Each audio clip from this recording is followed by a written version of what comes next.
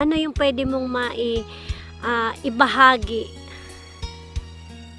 Para sa mga kababayan nating nangangarap na makapunta sa ganitong bansa, hindi lang naman ito yung magandang bansa.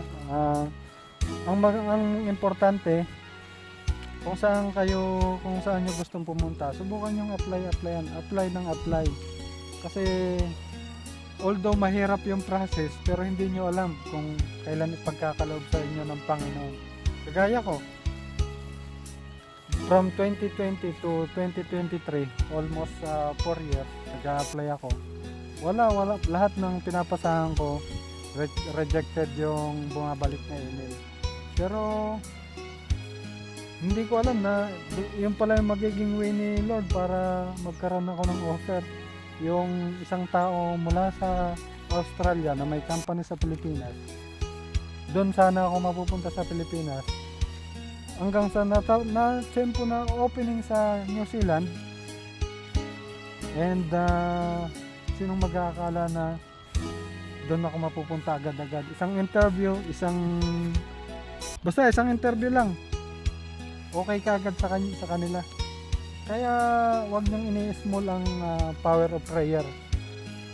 And of course, yung faith nyo wag mawawala sa inyo.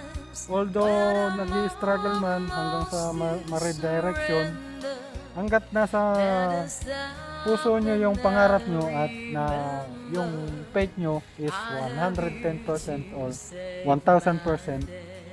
hindi natutulog ang Panginoon Diyos. Ipagkakaloob niya sa inyo yan hanggat nakikita niyang nagtatrabaho kayo. Kaya kung may pangarap kayo, laban lang, lagi lang subukan.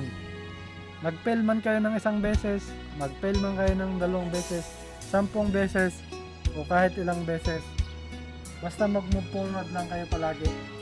Isipin nyo lang yung mga magagandang nangyayari sa buhay nyo. Kailangan nating maging positibo kahit minsan nagiging down na tayo dahil sa sobrang struggle at hindi natin na-achieve agad yung mga pangarap natin.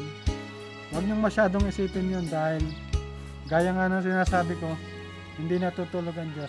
Actually, napakaraming impossible thing na nangyayari sa buhay namin. Magdadalawang taon na halos din, pero mga 20 months, let's say 20 months.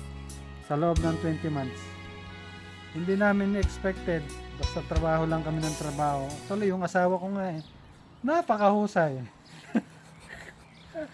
Siya talaga talagang binibless siya talaga lagi. Hindi ko expected na malalampasan niya yung mga examination. Dahil lang sa pananalig sa Panginoon, na-achieve niya yung dapat ma-achieve. Guys, bye guys.